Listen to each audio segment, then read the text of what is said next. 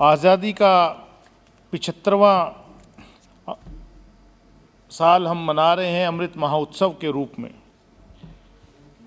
लेकिन जहां हमारे देश में अमृत बहना चाहिए था, वहां आज नफरत बह रही है। और मंत्री जो हैं बैठ कर के अंदर भी जहर उगलते हैं और बाहर भी जहर उगलते हैं। गिरिराज जी हमेशा जहर उगलने का ही काम करते हैं, उसमें कोई नई बात नहीं है। जहां पर हम बात कर रहे हैं, महामहिम राष्ट्रपति जी ने अपने अभिभाषण में कहा, बेटियों को पढ़ाने का सरकार बहुत जो है अपनी पीठ थपथपा रही है कि इतना मजबूत नारी सशक्तिकरण किया है इस सरकार ने, लेकिन वहीं आज़ादी के अमृत महोत्सव के अवसर पर इस सरकार की आंखों तले बुल्ली बाई और सुल्ली बाई जैसी ऐप्स पर एक विशेष वर्ग, खासतौर से मुस्लिम वर्ग की महिलाओं को, जिन्होंने अपने अपने फील्ड में बहुत कुछ हासिल किया है, उनका ऑक्शन किया जाता है, लेकिन ये सरकार कुछ नहीं करती। मैं कहना चाहता हूं कि नफरत, मुझे यकीन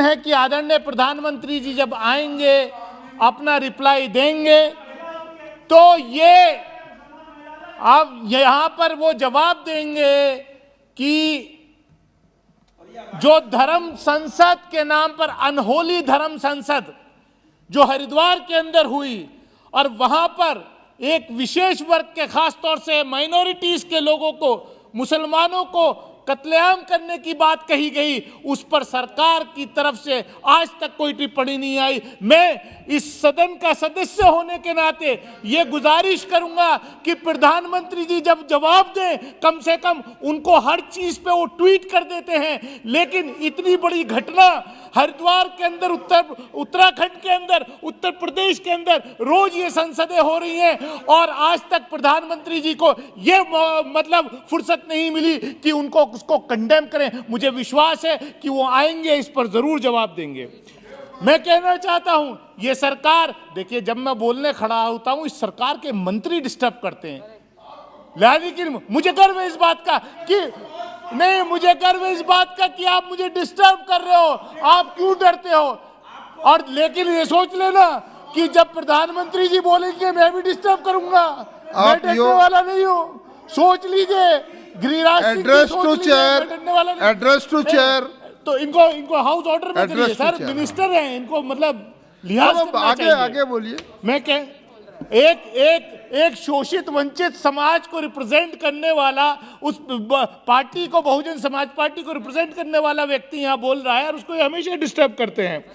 मैं कहना चाहता हूं, ये सरकार हमेशा अपने गोल पोस्ट जो है वो चेंज करती है। जब ये सरकार में आए थे तो माननीय सभापति महोदय कहा था कि 2 करोड़ रोजगार हर साल देंगे। खुद राष्ट्रपति जी के अभिभाषण में कहा कि 60 लाख रोजगार दिए हैं। भाई, या तो आप ये एक्सेप्ट करो कि आप वाकई झूठ बोलते हो और ये वाकई जुमले वाली सरकार है, इस बात से ये साबित हो जाता है।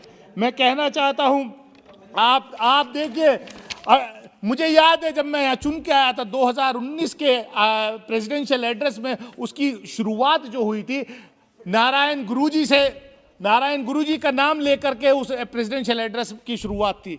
लेकिन इस वर्ष जब केरला की सरकार ने नारायण गुरु की प्रदर्शनी को रिपब्लिक डे पर लाने का फैसला किया तो वो अलाउ नहीं किया। माननीय सभापति मोदी, इतना अन्याय, मेरे थोड़ा सा समय दीजिए, थोड़ा सा, मेरे से पहले बहुत सारे वक्ता है, बहुत सारे हैं। मैं इतना ही कहना चाहता हूं, आपका समय होगा इसलिए आपको वार्न किया, कंक्लूड कीजिए। ये सरकार, 2 मिनट दीजिए, ये सरकार सिर्फ अमीरों को कितना अमीर बनाया जाए और गरीबी और बढ़ाई जाए, इस पे काम कर रही है। अभी जो आंकड़ा आया पिछले दिनों, इन्होंने कहा था 2017 में कि हम किसानों की आमदनी दोगुना करेंगे।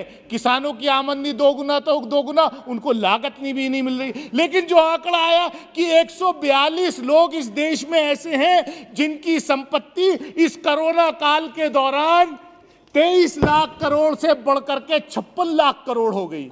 तो ये अडानी अंबानी को जैसे लोगों को फायदा पहुंचाने वाली सरकार है। एक मिनट में अपनी बात खत्म कर रहा हूं। उज्ज्वला योजना का सबने यहां जिक्र किया। उज्ज्वला योजना में गैस सिलेंडर तो दिए गए, लेकिन सिलेंडर जो है 1000 रुपए का हो गया 400 रुपए का। आज गैस खरीदने का पैसा नहीं है।